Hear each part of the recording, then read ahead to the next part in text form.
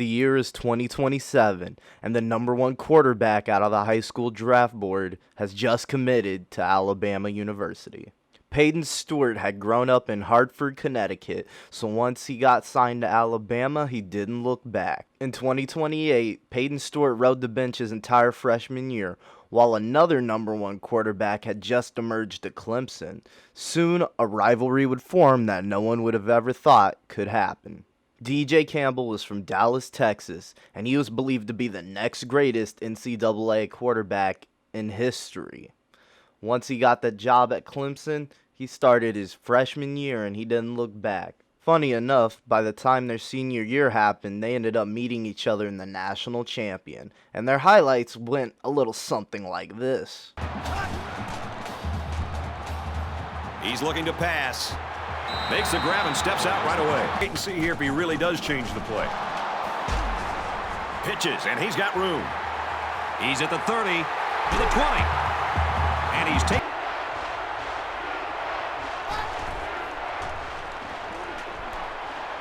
He makes the catch and has a first down. Inside the 10. Touchdown tie. Stewart on the option. Gets it.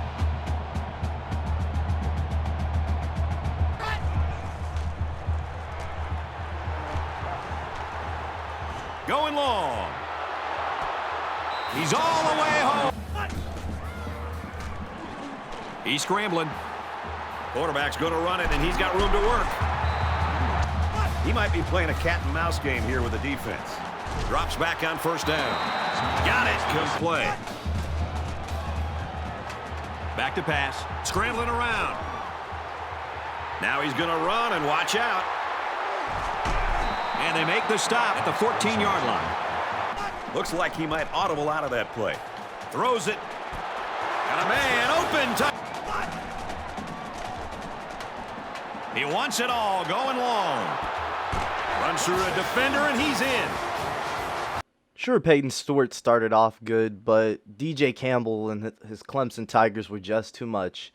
Alabama ended up falling to Clemson in the national champion, 35-42.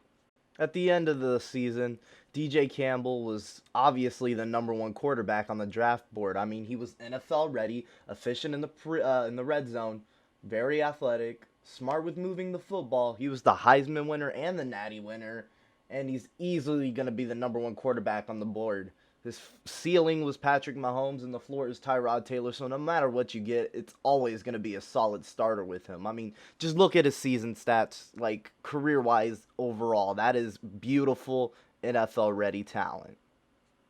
While Peyton Stewart, on the other hand, he was just a strong-armed prototype quarterback, you know. They considered him a consistent quarterback when it comes to throwing completions, but he was just never good in the red zone and never knew what to do when it came to, like, crunch time moments. His ceiling could have been Russell Wilson, but the floor is most likely going to be Tim Tebow, so he shouldn't last too long in the NFL according to how his college stats had went.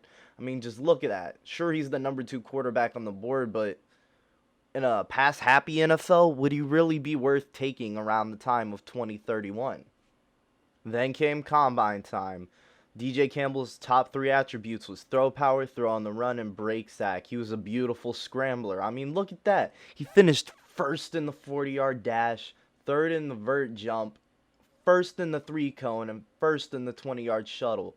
No matter what type of quarterback you're expecting, he was obviously the best one on the board and had the most athletic talent and just pure NFL-ready ability for this type of league that we were coming into. While Peyton Stewart might have been the dual threat counterpart, he was the strongest quarterback in the draft. His throw power was beautiful. A+, break sack was in the middle, and short accuracy was a B+. He was a late first-round talent, but honestly, I think a lot of teams would have passed up on him based on the league he was in. And plus, he had a number 1 receiver that was very solid coming into the draft, so obviously that's going to damper how teams. Then came the NFL Draft. The Buccaneers were on the clock with the 11th pick, and guess who they selected? DJ Campbell, quarterback out of Clemson, the first big name that we care about to go off the board. The next big name to go off the board went to Minnesota, and that would be, you guessed it, DJ Campbell's running back out of Clemson, Kerry Pearson. Those two were a beautiful tandem, and that's exactly what tore up Alabama in the national championship. It's good to see both of them be drafted early in the league.